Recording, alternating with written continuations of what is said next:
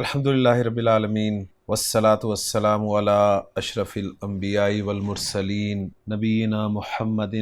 وعلی آلہ وصحبہ اجمعین، اما بعد فاعوذ باللہ من الشیطان الرجیم، بسم اللہ الرحمن الرحیم، قاف والقرآن المجید بل عجبوا ان جاءهم منذر منهم فقال الكافرون هذا شيء عجیب۔ صدق اللہ العظیم۔ رب اشرح لی صدری ویسر لی امری واحلل عقدۃ من لسانی یفقہوا قولی، رب یسر ولا تعسر وتمم بالخیر،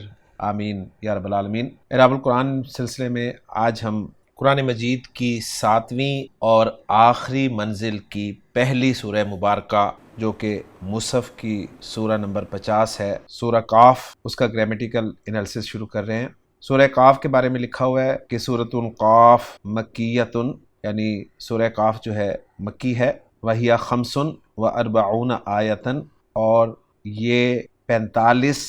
آیات ہیں، یعنی اس کی 45 آیات ہیں، وثلاث رکوعات، اور 3 رکوع ہیں۔ سورہ قاف کے بارے میں صحیح مسلم میں ایک روایت ہے حضرت ہشام بنت حارثہ رضی اللہ تعالی عنہا سے، قالت لقد کان تنورنا وتنور رسول اللہ صلی اللہ علیہ وسلم واحدا سنتین او سنتن وبعد سنتن وما اخذت قاف والقرآن المجید الا عن لسان رسول اللہ صلی اللہ علیہ وسلم یقرؤها کل یوم جمعۃ علی المنبر اذا خطب الناس۔ ہشام بنت حارثہ رضی اللہ تعالیٰ عنہ فرماتی ہیں کہ ہمارا اور رسول اللہ صلی اللہ علیہ وسلم کا تندور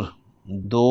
یا 1 سال سے کچھ زیادہ عرصہ ایک ہی رہا، اور میں نے سورہ قاف والقرآن المجید کسی اور سے نہیں بلکہ رسول اللہ صلی اللہ علیہ وسلم کی زبان سے سن کر یاد کی۔ آپ ہر جمعے کے دن جب لوگوں کو خطبہ دیتے تو اسے ممبر پر پڑھتے تھے۔ صحیح مسلم کی ایک اور روایت حضرت جابر بن سمرہ رضی اللہ تعالی عنہ سے مروی ہے، فرماتے ہیں کہ ان النبی صلی اللہ علیہ وسلم کان یقرأ فی الفجر بقاف والقرآن المجید وکان صلاتہ بعد تخفیفا، کہ نبی کریم صلی اللہ علیہ وسلم فجر کی نماز میں قاف والقرآن المجید پڑھا کرتے تھے، اس کے باوجود آپ کی نماز ہلکی تھی۔ یہ تو تھیں صحیح مسلم سے سورہ قاف کے متعلق 2 احادیث جو میں نے آپ کو سنائی۔ سورہ قاف کا میری اپنی ذاتی زندگی سے بھی بہت گہرا تعلق ہے، کیونکہ میری زندگی کو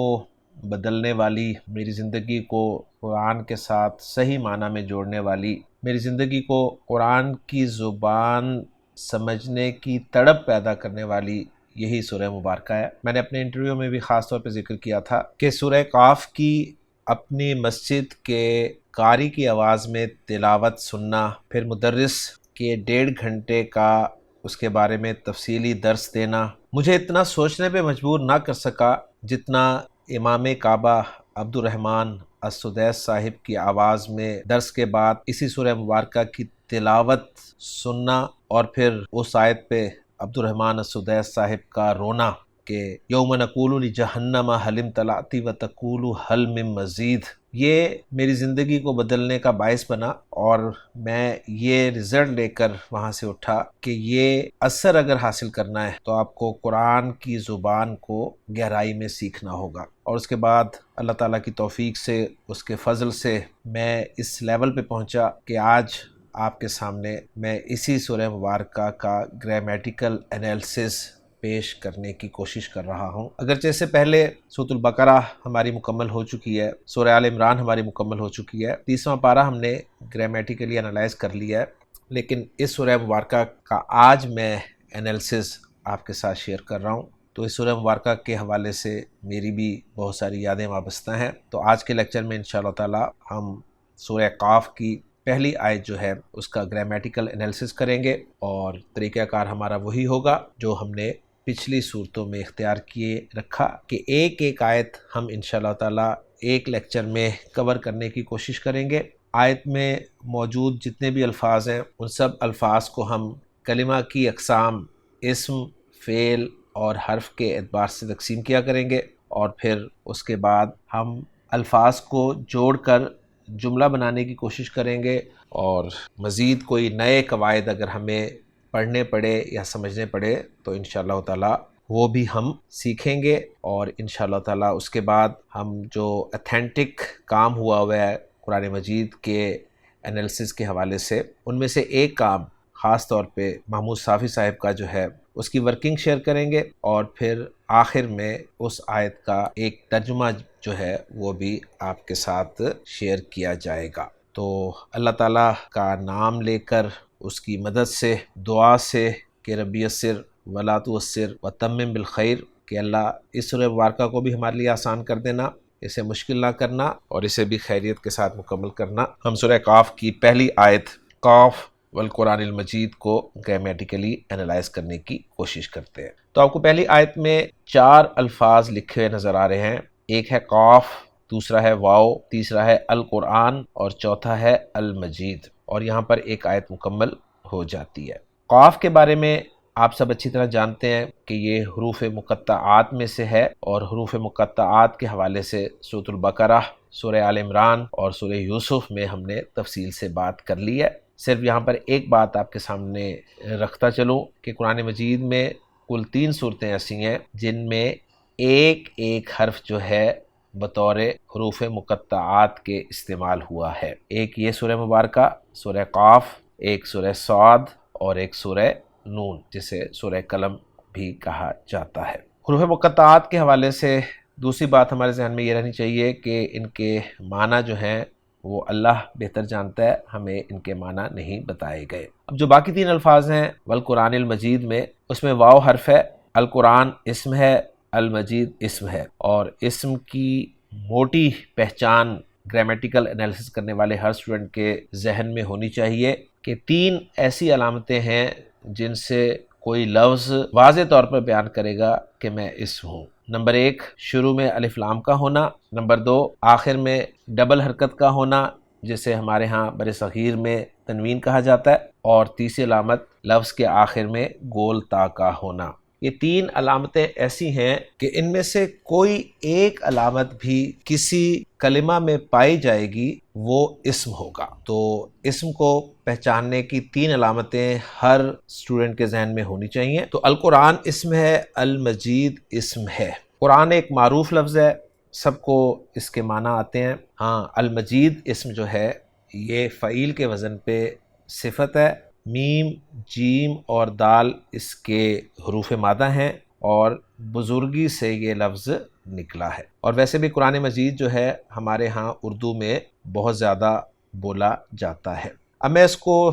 جوڑ کر جملہ بنانے کی کوشش کرتا ہوں۔ قاف کو ہم ایک سائڈ پہ کر دیں گے، اور والقرآن المجید کو صرف جملے میں لانے کی کوشش کریں گے، اور پھر اس حوالے سے جو مختلف آراء گرامر والوں نے ذکر کی ہیں وہ بھی میں آپ کے ساتھ انشاءاللہ تعالی شیئر کروں گا۔ تو واو حرف ہے، اور اس حرف کے بعد آپ کو القرآن جو ہے مجرور نظر آ رہا ہے، لہٰذا یہ واو جو ہے واو قسمیہ ہے، حرف جر ہے، اور واو قسمیہ جو ہے آپ جانتے ہیں کہ اسم کو مجرور کرتا ہے۔ تو القرآنی مجرور ہے، اور القرآن کے بعد المجید اگر اسم پر آپ غور کریں تو وہ چاروں اعتبارات سے القرآن کے مطابق ہے، یعنی وسعت کے اعتبار سے بھی یعنی معرفہ ہے کیونکہ القرآن بھی معرفہ ہے، جنس کے اعتبار سے مذکر ہے کیونکہ القرآن بھی مذکر ہے، عدد کے اعتبار سے واحد ہے کیونکہ القرآن بھی واحد ہے، اور اعراب کے اعتبار سے مجرور ہے کیونکہ القرآن بھی مجرور ہے۔ تو 2 اسماء جب بھی آپ کو عربی عبارت میں اس طرح ملیں کہ چاروں اعتبارات سے وہ برابر ہوں،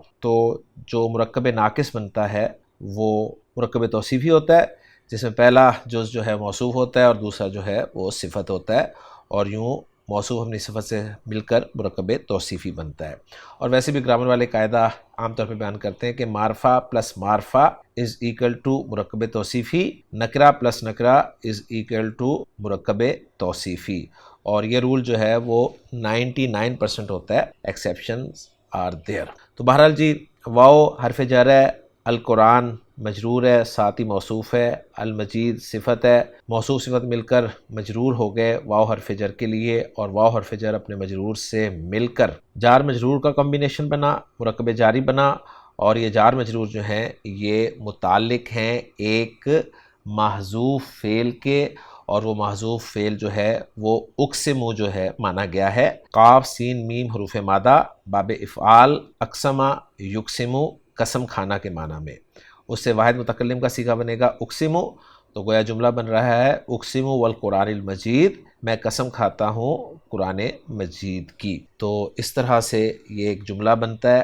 ابتدائیہ جملہ کہلائے گا۔ اب میں آپ کے سامنے اس آیت کے حوالے سے مزید جو ورکنگز کی گئی ہیں یا بیان کی گئی ہیں